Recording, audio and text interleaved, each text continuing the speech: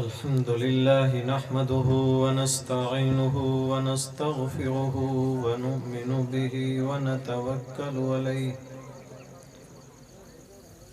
ونعوذ بالله من شرور أنفسنا ومن سيئات أعمالنا من يهده الله فلا مضل له ومن يضلله فلا هادي له ونشهد أن لا إله إلا الله وحده لا شريك له ونشهد أن سيدنا وسندنا وشفيعنا ورفيعنا ومأوانا وملجأنا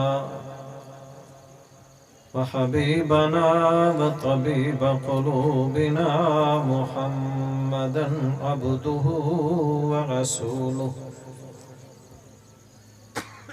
أما بعد فأعوذ بالله من الشيطان الرجيم بسم الله الرحمن الرحيم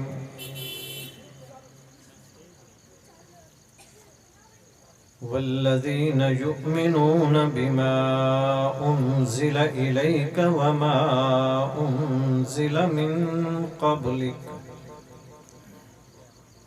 وبالآخرة هم يوقنون أولئك على هدى من ربهم وأولئك هم المفلحون قال الله تبارك وتعالى في مقام آخر لقد جاءكم رسول من أنفسكم عزيز عليه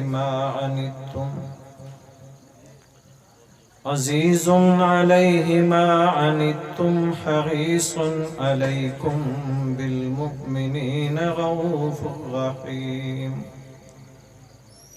فإن تولوا فقل حسبي الله لا إله إلا هو عليه توكلت وهو رب العرش العظيم صدق الله العلي العظيم وصدق رسوله النبي الكريم قال النبي صلى الله عليه وسلم من يرد الله به خيرا يفقه في الدين أو كما قال رسول الله صلى الله عليه وسلم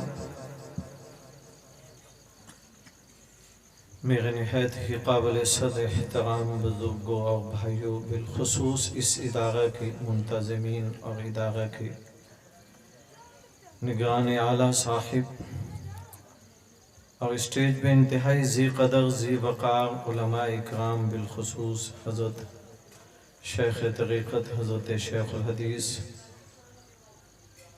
جانشین حضرت شیخ استاذ مولانا عبد المجید لدھیانوی رحمۃ اللہ علیہ، حضرت مولانا منیر احمد صاحب منور دامت برکاتکم العالیہ،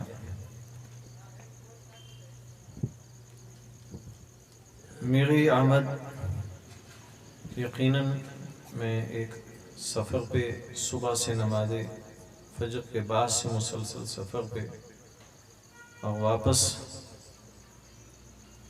جا رہا تھا تو راستے میں احباب نے کہا، پیر صدیق صاحب چوک میتھلا والوں نے بہت اصرار کیا، مولانا حسین احمد صاحب کی طرف سے مولانا خلیل الرحمن دخاسی صاحب دامت برکاتکم العالیہ نے میری حاضری اس انداز سے ہوئی۔ ہم تھوڑی ہی دیر آپس میں توجہ کے ساتھ بیٹھیں گے اور انشاءاللہ میں تقریباً آدھے گھنٹے پر ہی آپ سے اجازت چاہوں گا اور واپس مجھے بہاول نگر ہی پہنچنا ہے۔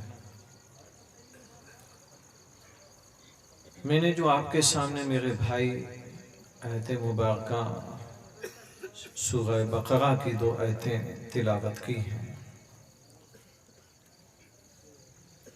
ان 2 آیتوں کا تعلق ویسے تو صاحب تقویٰ کی 5 صفات بیان کی گئی ہیں، ان صفات میں سے ایک صفت یہ بھی ہے کہ وہ اس بات پہ ایمان رکھے کہ اللہ وحدہ لا شریک کے سچے پیغمبر بھیجے ہوئے جو آپ صلی اللہ علیہ وسلم سے پہلے آئے، ان پر جو کچھ نازل ہوا، تو ایک ایمان والا صاحب تقویٰ خود ایمان کا نصیب ہونا یہ تقوی کی پہلی نشانی ہے۔ تقوی کی طرف سفر کریں تو ایک آدمی سب سے پہلا ایمان اس بات پہ ہو کہ اللہ کے رسول صلی اللہ علیہ وسلم خاتم الانبیاء سے پہلے جتنے سچے پیغمبر آئے ان پر ہمارا ایمان رکھنا یہ ہمارے لیے جزو ایمان ہے۔ دوسری چیز یہ ہے کہ جو آپ صلی اللہ علیہ وسلم کے خود قلب اطہر پر نازل ہوا، والذین یؤمنون بما انزل الیک، جو آپ سے پہلے نازل ہوا، وما انزل، جو آپ کی طرف جو خود آپ صلی اللہ علیہ وسلم پر نازل ہوا، وما انزل من قبلک، اور جو آپ سے پہلے نازل ہوا۔ 2 ہی چیزوں پر ایمان لانا ہے، یہاں تیسری چیز کا تصور نہیں ہے۔ ختم نبوت کے دلائل میں مصحف عثمانی کی ترتیب پر سورہ بقرہ کے پہلے رکوع میں ختم نبوت کی یہ بڑی دلیل ہے۔ ان دلائل میں سے سب سے بڑی دلیل کہا جاتا ہے کہ آدمی ایمان رکھے جو کچھ آپ صلی اللہ علیہ وسلم پہ نازل ہوا، اور ایمان رکھے اس چیز پر جو آپ سے پہلے نازل ہوا۔ یہاں اس آیت میں اور پورے قرآن کریم میں کہیں یہ نہیں ہے وما انزل من بعدک، یہ تو ہے والذین یؤمنون بما انزل الیک وما انزل من قبلک، جو آپ پہ نازل ہوا اور جو آپ سے پہلے نازل ہوا، اس پہ ایمان رکھنا۔ اگر کوئی آپ کے بعد تصور ہوتا تو وما انزل من بعدک بھی ہوتا۔ تو یہاں 2 ہی چیزیں ہیں، ہمیں اس پہ ایمان رکھنا ہے جو آپ صلی اللہ علیہ وسلم پر، اور اس پہ جو آپ سے پہلے نازل ہوا۔ ختم نبوت کے سب سے پہلے شہدائی آپ صلی اللہ علیہ وسلم پہ ایمان لانے والوں میں سب سے پہلی شخصیت سیدنا صدیق اکبر ہے، جن کو مردوں میں سب سے پہلے ایمان لانا، اور خواتین میں اور بالخصوص مردوں اور دونوں میں سب سے پہلا جن کا ایمان ثابت ہے وہ سیدہ خدیجہ الکبریٰ رضی اللہ تعالی عنہا کا، اور آپ صلی اللہ علیہ وسلم کی لخت جگر آپ کی 4 بیٹیوں کا، اپنی والدہ کے ساتھ وہ بھی اسی طرح ایمان لے آئیں جس طرح حضرت سیدہ خدیجہ الکبریٰ ایمان لائیں۔ حضرت سیدنا صدیق اکبر آپ صلی اللہ علیہ وسلم کے دنیا چھوڑنے کے بعد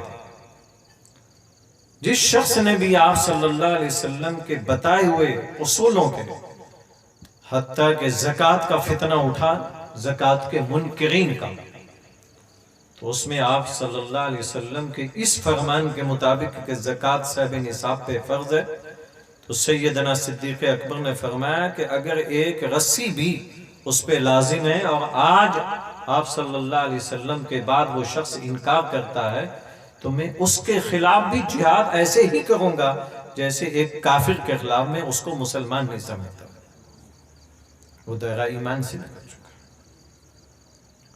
آج ہم جس زمانہ سے گزر رہے ہیں، جس دور سے ہم گزر رہے ہیں، یہ زمانہ، یہ دور وہ ہے جو قرب قیامت کے بہت زیادہ ہم قریب ہیں، اور آپ صلی اللہ علیہ وسلم نے 2 انگلیوں کی طرف اشارہ کر کے فرمایا، مجھ میں اور قیامت میں 2 انگلیوں کے ساتھ فرمایا جیسے ان کے درمیان میں کوئی فاصلہ نہیں ہے، تو فرمایا میرے اور قیامت کے درمیان میں کوئی فاصلہ نہیں ہے۔ اور قرب قیامت بڑے بڑے فتنے اٹھیں گے، ان فتنوں میں ایک آپ صلی اللہ علیہ وسلم کی ختم نبوت کے منکرین کریں، یہ تو قسطوں میں فتنے اٹھیں گے، صدیوں میں، اور چھوٹے چھوٹے دجال جو اس دعوے کے مدعی اور دجالی فتنے 30 کے قریب تو ویسے ہی آئیں گے بڑے دجال کے آنے سے پہلے۔ آپ صلی اللہ علیہ وسلم کی ذات اقدس نے اس موقع پر آپ کے ختم نبوت کے منکر کے معاملے میں تو آپ صلی اللہ علیہ وسلم نے بشارت دی، فرمایا جھوٹی مدعی نبوت کو جو صفایا کرے گا، آپ صلی اللہ علیہ وسلم نے اس کے لیے تو اپنی بہت بڑی بشارت کی ضمانت دی، اس کی بخشش اور اس کی مغفرت دی۔ آج ہم ایک ایسے فتنے میں موجود ہیں، ہمیں اس موقع پر ایک بات یاد رکھنی چاہیے۔ امام شاہ ولی اللہ دہلوی رحمت اللہ علیہ ہمارے فن حدیث کے ایک سند حدیث کی وہ سیڑھی ہیں اور وہ درجہ ہے، وہ گیٹ ہیں کہ ہم ہندوستان کی دھرتی پر ان کے گیٹ سے نکلے بغیر آگے سند نہیں لے جا سکتے۔ حضرت امام شاہ ولی اللہ رحمت اللہ علیہ نے اپنی کتب میں 2 باتیں لکھی ہیں، حجت اللہ البالغہ میں بھی، فوز الکبیر میں بھی، فرمایا کہ یاد رکھیں منافق کی 2 قسمیں ہوتی ہیں، ایک منافق ایمان کا ہوتا ہے، ایک منافق عمل کا ہوتا ہے۔ فرمایا کہ حضرت امام شاہ ولی اللہ رحمت اللہ علیہ فرماتے ہیں کہ عمل کا منافق قیامت تک کے لیے آئے گا، عقیدے کے منافق اب اس دور میں عقیدے کے منافق کے لیے کوئی راستہ نہیں ہے، اب جو آئے گا وہ عمل کا منافق آئے گا، اور اپنا جائزہ لینا ہوگا کہ ہمارا کون سا راستہ ہے عمل کے اعتبار سے، کہ ایک دعوے دار ہے، عقیدہ بھی صحیح رکھتا ہے لیکن عمل اس کا اپنے عقیدے کے مطابق نہیں ہے، فرض نماز مانتا ہے لیکن نہیں پڑھتا، سود کو حرام سمجھتا ہے لیکن نہیں چھوڑتا، یہ تمام چیزوں کو حرام سمجھتا ہے لیکن کرتا نہیں، یہ عمل کا منافق ہے۔ اور آپ صلی اللہ علیہ وسلم عمل کے منافق کے لیے جو سب سے بڑا خطرہ قرار دیا، سب سے بڑا خطرہ، یاد رکھیے عمل کے منافق کا بڑا نقصان کا اندیشہ یہ ہوتا ہے کہ اگر اس کا تسلسل ہو جائے تو اندیشہ ہے کہ مرتے ہوئے خاتمہ ایمان پہ ہوتا یا نہیں ہوتا، اس پہ سوالیہ نشان رکھتے ہیں۔ آج ہمیں ایک پٹی پڑھائی جاتی ہے کہ سب کو خوش رکھنا ہے، اور دین اور دنیا کی اپنی طرف سے ایک تقسیم بنا رکھی کہ دنیا کو بھی لے کے چلنا ہے اور دین کو بھی۔ میرے بھائی یاد رکھیے دین کے ساتھ دنیا کا کوئی جوڑ نہیں ہے، اور دنیا کے ساتھ دین کا کوئی مقابلے پہ لانا یہ خود ایک جہالت ہے۔ دنیا کے لفظ کا قرآن کریم میں جو تصور ہے وہ آخرت کے ساتھ ہے۔ ربنا آتنا فی الدنیا حسنۃ وفی الآخرۃ حسنۃ وقنا عذاب النار، تو دنیا کا جو تقابل ہے وہ آخرت کے ساتھ ہے، اور دین کا مد مقابل جو ہے وہ کفر ہے۔ ہمارا یاد رکھیے اگر نماز دکھلاوے کے ہو گئی تو نماز بھی ہمارا دین نہیں رہے گا، وہ دنیا ہو جائے گا۔ ایک آدمی بیت الخلاء میں جاتا ہے طریقہ رسول کے مطابق تو وہ اس کا یہ بھی دین ہے، کھانا کھاتا ہے اس میں رسول پہ تو یہ بھی دین ہے، دکان چلاتا ہے اس میں رسول پہ تو یہ بھی دین ہے۔ ہم نے اپنی طرف سے یہ سمجھ رکھا ہے۔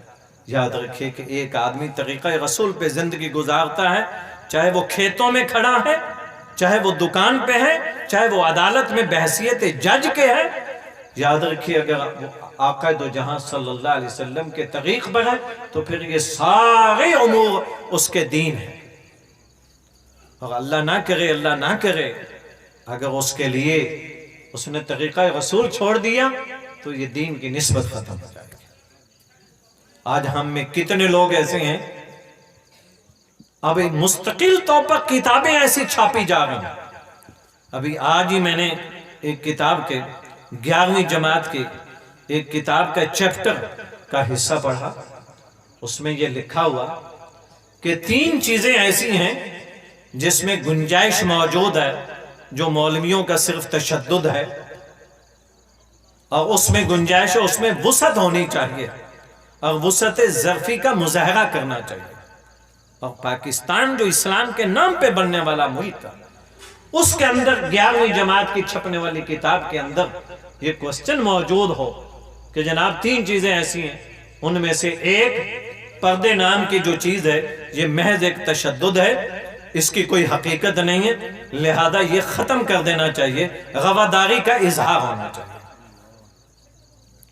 اب سنتے جائیے. دوسری چیز، سود جو ہے، سود یہ ایک ایسی چیز ہے کہ جو ایک اس وقت زمانہ میں اگر ہمیں دنیا بھر کے ساتھ چلنا ہے تو سود کو اختیار کرنا ہوگا. یہ اس دور میں ہماری ضرورت ہے. لہذا رواداری کا تقاضا یہ ہے کہ اپنی معیشت کو بہتر بنانا ہو تو سود کو بھی باقی رکھنا ہوگا. یہ لڑکے کو سبق پڑھایا جا رہا ہے، اس کو بک. اور تیسری بات یہ ہے کہ ختم نبوت کے عقیدے کے معاملے میں کہا گیا کہ اس میں بھی ایک محض تشدد ہے، اس میں بھی رواداری ہونی چاہیے کہ اگر کوئی آدمی کسی اور شکل میں نبی کریم صلی اللہ علیہ وسلم کا کوئی جانشین بنتا ہے اور اس چیز کو باقی رکھتا ہے تو اس کو بھی باقی رکھنا چاہیے. اب جانشین کا مفہوم کیا؟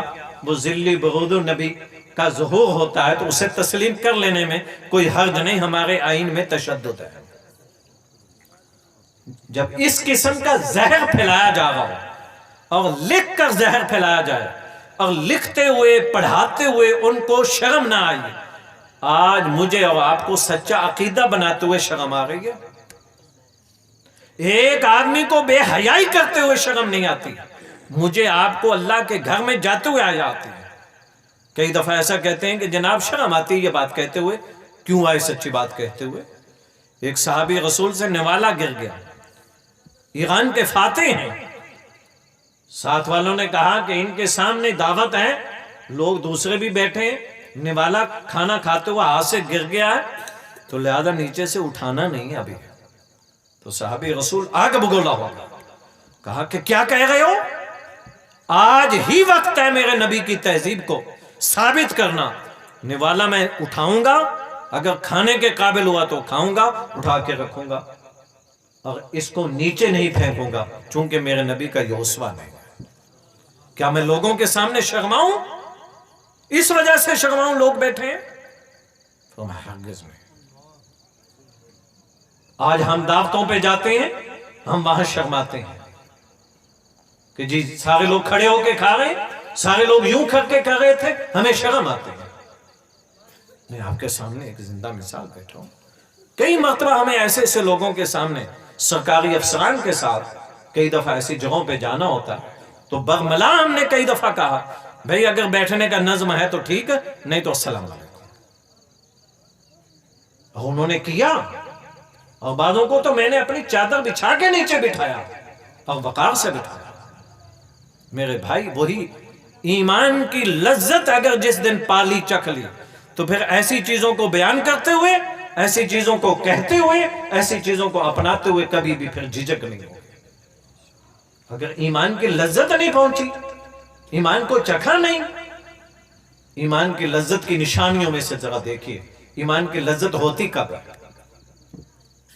حضرت شیخ العرب والعجم حضرت مدنی رحمت اللہ علیہ فرماتے ہیں، میرے شیخ نے قطب الارشاد حضرت مولانا رشید احمد گنگوہی رحمت اللہ علیہ نے فرمایا کہ بیٹے ایمان کی لذت کی نشانیوں میں سے بڑی نشانی یہ ہے کہ کبھی فرض تو اس سے چھوٹ جائے، فرض تو اس سے چھوٹ جائے اور تجھے علم ہو کہ آج میرا فرض، میرے اوپر فرض تھا، نماز ہے یا کوئی بھی فرض ہے، وہ چھوٹ گیا.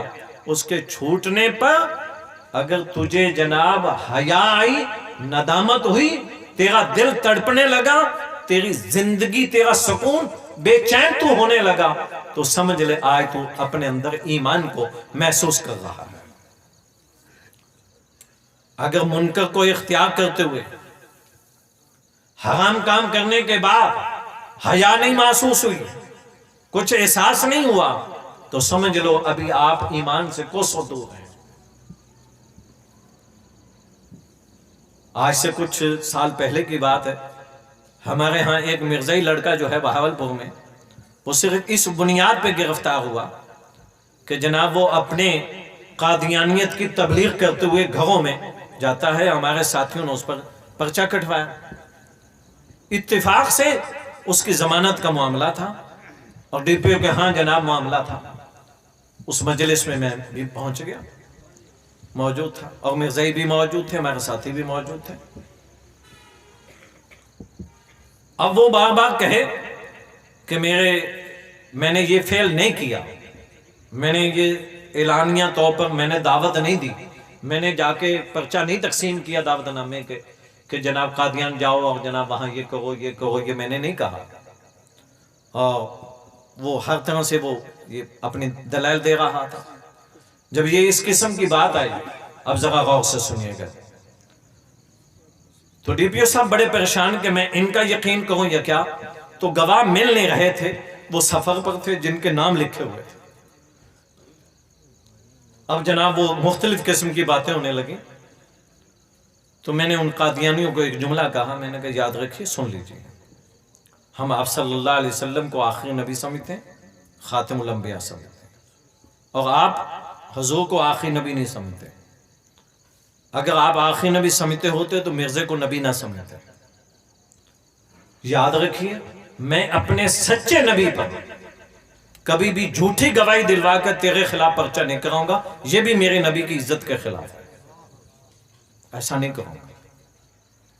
اگر سچی گواہی ہوگی تو ہم دلوائیں گے، نہیں تو آپ بری ہوتے ہیں آج ہو جائیں، لیکن میں اپنے نبی کی عزت کے یہ خلاف سمجھتا ہوں کہ میں جھوٹی گواہی دلوا کے میں تجھ پر یہ پرچہ کراؤں۔ بس یہ جملہ جب یہ کہنا تھا تو مرزائیوں نے کہا کہ جی آپ میرا نام لیا کہ ان کو کہہ دیں یہ تحقیق کر لیں، ہمیں قبول ہے۔ میں نے کہا بہت اچھی بات ہے، تاریخ طے ہوگی۔ میں نے کہا یاد رکھیے کہ کسی جگہ پہ نہیں، دوبارہ ڈی پی او کے ہاں آنا۔ اللہ کا لاکھ لاکھ شکر ہوا کہ اس لڑکے نے 2 پیشیوں کے بعد وہ خود اقرار کر لیا، کہنے لگے کہ میں اتنا مجرم ہوں اور ہمارے بچوں کو، ہمارے ساتھیوں کو گواہی دینے کی ضرورت نہیں پیش آئی، اور خود اس نے تسلیم کر لیا۔ اور ہم نے اسے واضح طور پر کہا کہ ہم کبھی بھی ایسی گواہی نہیں دلوائیں گے، ہمارا یہ مزاج نہیں ہے۔ یاد رکھو، ہم اللہ کے سچے نبی کے دعوے دار ہیں، ہم اپنے کردار سے، یاد رکھیے، اگر ہمارا فرض چھوٹنے پر اگر ہمارا دل تڑپتا ہے، بے چین ہے، تو یاد رکھیے، سمجھ لو کہ ایمان کی لذت پا لیں گے۔ اور منکر کے قریب جاتے ہوئے اگر آپ کو بے چینی نہیں ہوئی اور بے چینی کے بغیر منکر کو اختیار کر لیا، آج کتنی دعوتیں ہیں، رشتہ داریوں کی بنیاد پر دیکھ لیا جاتا ہے، کتنے چکوک ایسے ہیں کہ جناب ہم دشمن رسول کی بچوں کی شادیوں میں اسی طرح شامل ہو گئے ہوتے ہیں۔ میدان محشر میں قیامت کے دن آپ کیا جواب دیں گے؟ آج ان چیزوں کے اختیار کرنے کی ضرورت ہے، اپنے دل کو ٹٹولنے کی ضرورت ہے۔ ہمارا امام الانبیاء سے تعلق کتنا ہے، اس پہ کبھی سودا نہیں ہو سکتا۔ نبی پاک صلی اللہ علیہ وسلم کا تعلق ہم سے کیسا تھا وہ بھی سنیں۔ لقد جاءکم رسول من انفسکم عزیز علیہ ما عنتم حریص علیکم بالمؤمنین۔ نبی پاک صلی اللہ علیہ وسلم کی یہ 2 صفات بڑی نمایاں کر کے بیان کی گئی۔ ان میں سے ایک صفت عزیز علیہ ما عنتم، کہ تمہیں کوئی تکلیف پہنچے، پیغمبر چین سے بیٹھے، پیغمبر چین سے نہیں بیٹھے۔ جب تک تمہاری تکلیف پہنچے تمہیں اور تمہاری تکلیف کو پیغمبر دور نہ کر لے۔ عفیفہ کائنات سیدہ عائشہ صدیقہ رضی اللہ تعالی عنہا فرماتی ہیں کہ میں رسول اکرم صلی اللہ علیہ وسلم کو تہجد میں روتے ہوئے دیکھا، آپ کے داڑھی اور آپ کے سجدے والی جگہ کو تر ہوتے ہوئے دیکھا۔ میں نے کہا کہ اللہ کے رسول، آپ تو معصوم ہیں، آپ اتنے کیوں روتے ہیں؟ آپ صلی اللہ علیہ وسلم نے 2 باتیں بتائیں۔ ان میں سے ایک بات یہ بتلائی، میرے اللہ کی جتنی میرے اوپر نعمتیں ہیں، رحمتیں، مجھے پھر اپنے رب کا شکر بھی اتنا ہی ادا کرنا چاہیے۔ اور دوسری بات یہ، کیا میں اپنی امت کے لیے کیا فکر نہ کروں؟ اگر شب معراج پہ جائیں تو امت کا تذکرہ، راتوں کو دعائیں مانگے تو امت کا تذکرہ، کہیں بھی ایسا نہیں ہے جو پیغمبر حریص علیکم بالمؤمنین، نفع پہنچانے میں تو پیغمبر کے ساتھ لفظ حریص بول دیا گیا۔ حریص اس شخصیت کو کہتے ہیں جو اپنا راحت و آرام کو بھول جائے اور قطعاً کسی قسم کے اپنے مفاد کی پرواہ نہ کرے، وہ ہر حال میں دوسرے کا خیال رکھے اور اس کی طرف وہ بڑھے، اس چیز کو حاصل کرنے کے لیے۔ لوگ اپنے ذات کے لیے حریص ہوتے ہیں، پیغمبر اپنی امت کو نفع پہنچانے کے لیے حریص ہے۔ حریص علیکم بالمؤمنین۔ آج ہمارا تعلق، حضرت شیخ العرب والعجم اعظم مدنی فرماتے ہیں، یہ امت اگر غور کر لے دو چیزوں پر، کبھی بھی یہ امت ناکام نہیں ہوگی دنیا میں۔ ایک اس بات پہ غور کر لے کہ ہمارے نبی کا گنبد خضرا والے کا ہم سے تعلق کیسا ہے، اور اپنا موازنہ کر لیں کہ ہمارا اس محسن کے ساتھ کیسا تھا، ہم نے کیا سلوک کیا۔ اگر ہم اس انداز سے لیں، یاد رکھیے یہ جو بچے پڑھتے ہیں، یہ جو مکاتب ہیں، یہ جو مدارس ہیں، انہوں نے حکومتوں کا قرضہ چکوایا۔ جو ہر دور کی حکومت کے اوپر قرضہ تھا، ان مدارس نے ان کا قرضہ چکوایا۔ آج محض بچے کو مدرسے میں بھیجا جاتا ہے تو ایک ہی مقصد عالی ہونا چاہیے کہ اپنا ایمان محفوظ ہو جائے اور نسلوں کا ایمان محفوظ ہو جائے۔ آج ان لوگوں نے وہ کام کیا جو حکومتیں نہ کر سکیں۔ ملک اسلام کے نام پہ بنا، آج لاکھوں کروڑوں بچوں پہ آج جن کے چہرے پر داڑھی ہے، جن کے پاس نماز کا ایک رشتہ مسجد کے ساتھ جڑا ہوا ہے، آج جن کے پاس عقیدہ محفوظ ہے، جن کے سینے میں قرآن موجود ہے، آج اس ملک کا وفادار داڑھی کی شکل میں، آپ کو ملک میں اندر آج تک ان 74 سالوں میں کوئی ملک کا غدار داڑھی والا، کوئی مدرسے والا نظر نہیں آئے گا جو اس ملک کا غدار ثابت ہوا۔ آج تک کسی بچے نے معیشت کی بنیاد پر، مدرسے کے پڑھے ہوئے بچے نے روزی نہ ملنے پر آج تک خودکشی نہیں کی۔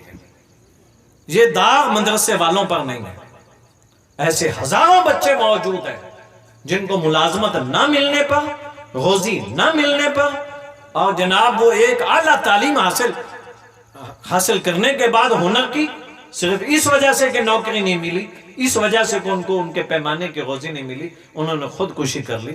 اہل مدرسہ نے نہیں کی، اہل مدرسہ نے اس کے ساتھ وفا کی، اور اہل مدرسہ نے وہ کام کیا کہ ملک کے وفادار پیدا کر۔ آج ملک کے بقا موجود ہے، ان مکاتب کے صدقے موجود ہیں۔ ترمذی شریف میں حدیث ہے جلد ثانی میں کہ یہ جتنے بھی لوگوں کے باغات میں پھل آتا ہے، سبزیوں پہ پھل آتا ہے، تمہیں بعض دکانوں والوں کو نفع ہوتا ہے، لوگوں کو روزی ملتی ہے، یہ کبھی سوچتے ہیں کہ شاید ہم نے بڑی محنت کی اور ہماری اس دفعہ بڑی محنت کا پھل ملا؟ فرمایا خبردار یاد رکھیو، تمہارا عشر زکات جن لوگوں کو پہنچتا ہے تمہیں معلوم نہیں ان معصوموں غریبوں کی دعاؤں کا تمہیں ثمرہ کیسے ملا، یہ ان کے صدقے ملا ہے، تم سمجھ رہے ہو کہ ہماری محنت ہے۔ اگر یہ ان کا اثر نہ ہوتا تمہیں محنت کرنے کی توفیق ہو نہ پاتے، تم وہ کام ہی نہ کر سکتے۔ آج ان کے صدقے کتنے کام ایسے ہیں جو ان کی دعاؤں اور ان کی توجہ، ان کے صدقے اللہ رب العزت نے تمہیں بھی رزق دیا اور تمہیں آگے اس بات کی بھی توفیق دی، تم نے آگے خرچ بھی کیا۔ آپ صلی اللہ علیہ وسلم کی ذات اقدس ہے، فرمایا انما بعثت معلما، میں معلم بنا کر بھیجا۔ فاضل تو بہت پیدا ہوں گے، لیکن آپ کو ہزاروں لاکھوں میں سینکڑوں بیسیوں کی تعداد میں معلم نظر آئیں گے۔ اگر آج کسی مسلمان کا بچہ فاضل بننے کے بعد، عالم بننے کے بعد زندگی میں اگر وہ تہیہ کرتا ہے کہ میں نے آگے اوڑھنا بچھونا بحیثیت معلم کے کردار ادا کرنا، یہ اس وقت سب سے بڑا عظیمت کا کام، سب سے مشکل کام اس زمانہ میں یہ ہے۔ وجہ یہ ہے کہ دنیا کی روزی کے پیمانے کے اعتبار سے ان کو تولا نہیں جا سکتا. سب سے کمزور ترین وسائل کے اعتبار سے یہ طبقہ ہے. سب سے زیادہ وقت دینے والا یہ ہے. آپ نے کبھی غور کیا کہ قاری قرآن بیٹھا ہوتا ہے، پڑھا رہا ہوتا ہے، صبح نماز فجر سے لے کر رات گئے تک وہ بیٹھا ہے. ایک بچے کے وہ 3 ڈیوٹیاں دے رہا ہے. ہر بچے کا سبق بھی سننا اس کے ذمے، سبقی سننا بھی اس کے ذمے ہے، اسی بچے کی منزل سننا بھی اسی کے ذمے ہے. جب وہ ایک بچے کے 3 کام کرتا ہے اور اس کے پاس 20 22 25 30 40 بچہ موجود ہے، اور اس کے باوجود کبھی ہمیں اس کا کوئی عمل ناگوار پہنچے تو ہماری چودراہٹ، ہمارے نخرے وہ الگ برداشت کریں، اور اس کے باوجود ہمیں وہ اس کی قیمتیں ہیں. تنخواہ 15,000 10,000 20,000، اور ہم نے سمجھا کہ شاید وہ بہت کچھ لے گا. اگر کبھی ایسا آدمی جوتا اچھا پہن لے تو ہمارے معاشرے کو تکلیف ہو کہ مولوی کا اتنا اچھا جوتا. اگر گاڑی اچھی لے لی تو اس پر تکلیف. حالانکہ ہونا تو یہ چاہیے تھا کہ وہ آج ہمارے جذبہ یہ ہونا چاہیے تھا، ہمارے امام ہمارے بچوں کے استاد کے پاس ہم سے اچھی گاڑی ہونا چاہیے تھی، ہم سے اچھا اس کا کپڑا ہونا چاہیے تھا. یہ تو اس کا حوصلہ ہے کہ اس نے کبھی تمہیں تانا نہیں دیا، کبھی اس نے تمہیں شکوہ نہیں دیا. حضرت حجت الاسلام حضرت ننوتری رحمت اللہ علیہ فرماتے ہیں ان مدارس مکاتب میں وہی لوگ رہیں گے. فرمایا کہ 4 چھانٹیاں ہوتی ہیں. ایک گلیوں محلوں میں چھانٹی ہوتی ہے کن کے بچے مدرسے میں آئیں گے کن کے نہیں آئیں گے. پہلی چھانٹی تو یہی ہو جائے گی، گلی کا ہر بچہ مدرسے میں نہیں آتا، ان میں چھانٹی ہوتی ہے. جب مدرسے میں آ گئے تو پھر چھانٹی ہونی ہے کہ ان میں حافظ کتنے محض بنیں گے اور چھوڑ جائیں گے، باقی آگے عالم نہیں بنیں گے. کتنے جو آگے عالم بنے گے. عالم بننے کے بعد پھر چھانٹی ہوتی ہے ان میں معلم کتنے بنیں گے، کون ہے جو معلم نہیں بنے گا. پھر اللہ ان کو چھانٹتا ہے. آج یہ مکتب کے استاد، یہ حضرات اس درجے کے جب پیمانے پہ بیٹھتے ہیں، یہ وہ لوگ ہیں جنہوں نے براہ راست میرے بھائی تمہارے ایمان کی حفاظت کی ہے، تمہارے نسلوں کے ایمان کی حفاظت کی ہے. اگر ایک آدمی میری جان کی حفاظت کرتا ہے اور کبھی مشکل گھڑی میں جہاں میری جان پھنس رہی ہو اگر وہ مجھے بچانے کی کوشش کرتا ہے، زندگی بھر نہیں بھولتا، تو آپ مجھے بتائیں اگر جان بچانے والا زندگی بھر نہیں بھولتا تو جس نے تمہارا ایمان بچایا ہے اس کا کیا عالم ہوگا، اس پہ کیا غور کیا آپ نے. ان مدارس کے ان پروگراموں کو آپ یہ سمجھیں یہ تمہارے ایمان کی حفاظت کی ایک وہ اتنی بڑی یہ پیمانہ قوت ہے جو آپ کو 6 مہینے 4 مہینے سال بعد جب یہ بلاتے ہیں مقتدر علماء اکرام کو بلا کر شاید سوئے ہوئے کو، غافل آدمی کو نئے سرے سے تازہ ایمان کا خون دے کر، ایمان کا جذبہ دے کر، بھولا ہوا سبق یاد دلا کر جب آپ جائیں گے کسی وقت بھی اگر جیتے جاگتے خاتمہ ایمان پہ ہوتا ہے، ان سے بڑا پھر محسن کوئی نہیں. اللہ رب العزت ہمیں ان کا قدردان بنائے، ان کی ناقدری سے بچائے. یہ جو معصوم بچے ہیں جو آپ دیکھا کریں سروں پہ پگڑی باندھی جا رہی ہے، ان کے لیے دعا بھی کرنی چاہیے. ان کے والدین کو اسی وقت یہ نیت کر لیں، اے اللہ یہاں تک بھی تو نے اپنی رحمت سے پہنچا ہے، اے اللہ آگے بھی ان کو اپنے دین متین کی خدمت کے لیے اے اللہ بحیثیت معلم کے قبول کر. بحیثیت معلم کے، جس کو معلم بنایا جاتا ہے اس سے پیسے نہیں پوچھے جاتے کہ تو پیسے کتنے کما کے لائے، اس پہ تو الٹا خرچ کیا جاتا ہے. سبحانک اللہم و بحمدک اشہد ان لا الہ الا انت استغفرک و اتوب الیک. مجھے 35 منٹ کہے گئے تھے اور آپ کے 35 منٹ ہو گئے. جزاکم.